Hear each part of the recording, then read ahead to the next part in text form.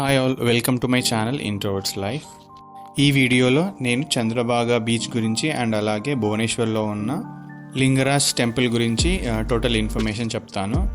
ఈ వీడియోని ఎండ్ వరకు చూడండి అండ్ అలాగే మీకు నచ్చినట్లయితే please like, share and comments చేయండి అండ్ అలాగే please subscribe my channel.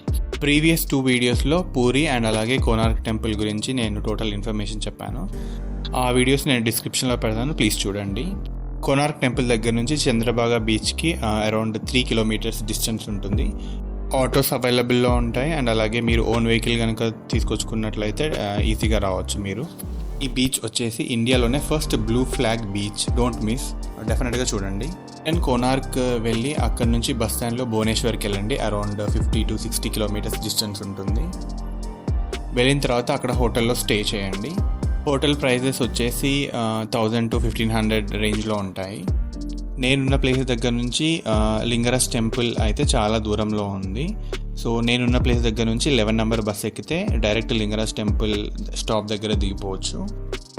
Night late అవ్వడం వల్ల నేను సిటీ సరిగ్గా చూడలేకపోయాను. మార్నింగ్ బస్సెస్లో సిటీ చూస్తుంటే చాలా అంటే చాలా నీట్గా, క్లీన్గా ఉంది సిటీ మొత్తం, భువనేశ్వర్ సిటీ. ఇవన్నీ వచ్చేసి గవర్నమెంట్ బిల్డింగ్స్ అన్నమాట. ఒక half an hour to 1 hour travel చేసిన తర్వాత లింగరాజ్ టెంపుల్ దగ్గరికి వచ్చేసాను అనమాట.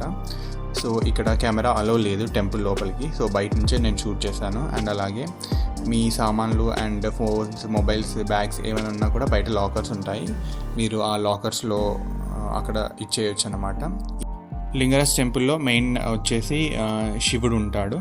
సో మీరు వెళ్ళగానే దర్శనం చేసుకోవచ్చు. నేను సండే రోజు వెళ్ళాను, అండ్ ఎర్లీ మార్నింగ్ వెళ్ళాను. సో 8 to 9 అరౌండ్ ఆ టైంలో.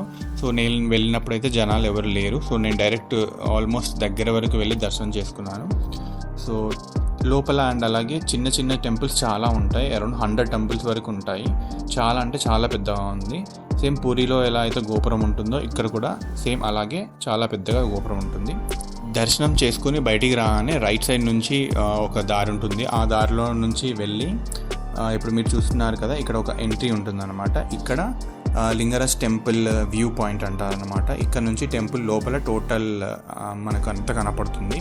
ఇక్కడికి వెళ్ళి మీరు పిక్చర్స్ తీసుకోవాలన్నా, వీడియోస్ తీసుకోవాలన్నా ఇక్కడ వ్యూ పాయింట్ దగ్గర నుంచి అలోనే ఉంటుంది. ఇక్కడ ఛార్జెస్ ఏం ఛార్జ్ చేయరు, ఫ్రీగానే ఉంటుంది. ఫ్రీగా వెళ్ళి మీరు టెంపుల్ మొత్తం చూడొచ్చు. ఇక్కడ స్వయంభూ లింగం ఉంది అన్నమాట, అంటే స్వయంగా ఏర్పడిన శివలింగం. ఈ దేవాలయం 11వ శతాబ్దంలో నిర్మించబడింది. ఇది కూడా కళింగ ఆర్కిటెక్చర్కి సంబంధించిన టెంపులే అనమాట. ఇక్కడ టెంపుల్స్ చాలా బాగున్నాయి చూడ్డానికైతే. ఇక్కడ చాలా టెంపుల్స్ ఉన్నాయి, కానీ లోపల కొన్ని విగ్రహాలు డ్యామేజ్ కావడంతో డ్యామేజ్ అయిన విగ్రహాలకు పూజలు జరపరన్నమాట. సో ఏ విగ్రహాలు అయితే బాగుంటాయో ఆ విగ్రహాలకు మాత్రమే పూజలు జరుపుతూ ఉంటారు. మిగతా టెంపుల్స్ అన్నీ చూడడానికి అయితే అలా ఉంచారనమాట.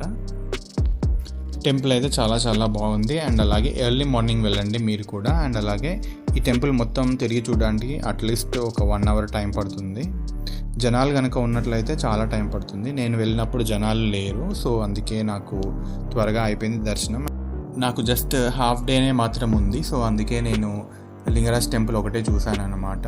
అండ్ ఆఫ్టర్నూన్ 12 o'clock నా ట్రైన్ ఉంటుంది. సో మీకు కనుక టైం ఉన్నట్లయితే భువనేశ్వర్లో కూడా కొన్ని ప్లేసెస్ కవర్ చేయొచ్చు. అవన్నీ చూసుకొని రిటర్న్ భువనేశ్వర్ రైల్వే స్టేషన్కి వెళ్ళి అక్కడ నుంచి తెలుగు స్టేట్స్కి చాలా ట్రైన్స్ ఉంటాయి. మీరు ఎక్కడికి వెళ్ళాలో అక్కడికి టికెట్ బుక్ చేసుకొని వెళ్ళండి. నేనైతే వైజాగ్కి వెళ్ళాను. సో దాని గురించి నెక్స్ట్ వీడియోలో నేను చెప్తాను. ఈ వీడియో మీకు నచ్చినట్లయితే please like, share, comment and అలాగే నా ఛానల్ని సబ్స్క్రైబ్ కూడా చేసుకోండి. Thank you.